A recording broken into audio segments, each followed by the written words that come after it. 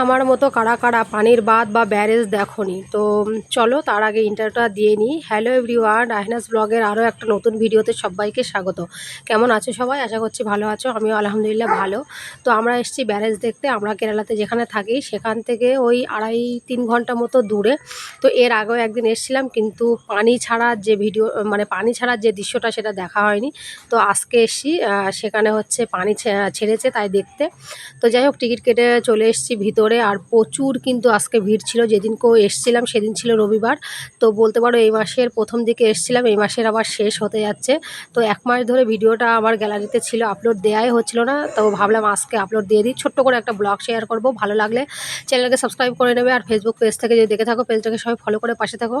তো চলে এসে কিন্তু আমরা ভিতরে, আর এত ভিড় ছিল। আর ওই মানুষজনগুলো যেখানে দেখতে পাচ্ছ ওখানে আমরা যাব। তো অবশ্যই শেয়ার করব তোমাদের সাথে, সঙ্গে থাকো। আর প্রচুর কিন্তু ভিড় ছিল।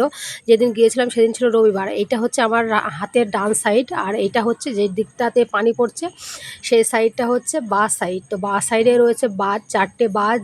আর এত পরিমাণে পানির শব্দ এখানে।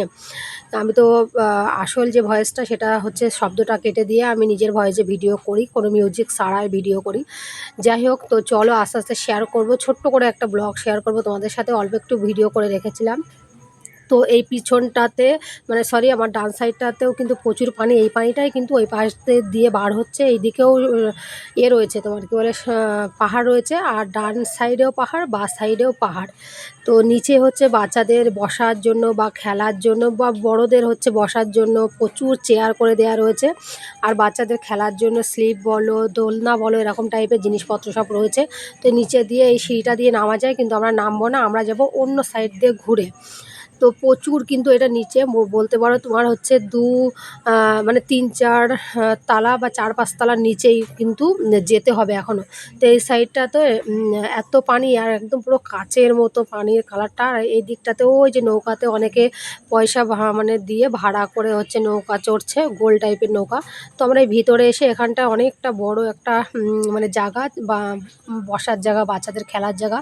তো মেয়ে হচ্ছে এখানে আইসক্রিম সবাই খাচ্ছে দেখে ওরও খেতে মন চাইছে, তো আইসক্রিম কিনে দেওয়া হয়েছে, আইসক্রিম খাচ্ছে।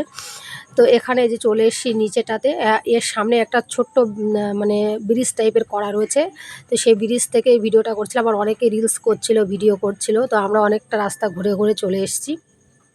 এর কাছেও ছিল, অনেকদিন ধরে ভিডিওটা ছিল না আমার, একটা 2-3টে ভিডিওর ভিতর থেকে ডিলিট হয়ে গেছে। ওই যে পানিটা ছোট একটা জায়গা দিয়ে আসছে যেটা, ওখানেও আমরা গিয়েছিলাম। একদম কাছ থেকে আমার রিলস দেওয়া আছে ফেসবুকে, চাইলে সবাই গিয়ে দেখে নিতে পারো।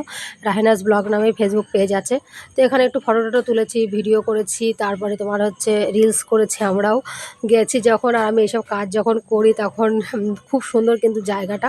যারা কেরালাতে থাকো এর আশেপাশে, মান্যতি বলে একটা জায়গা, সেখানে কিন্তু মানতী থেকে আরও একটু ভিতরের দিকে যেতে হয়, ভালোই ভিতরে যেতে হয়। তো চাইলে ঘুরে আসতে পারো।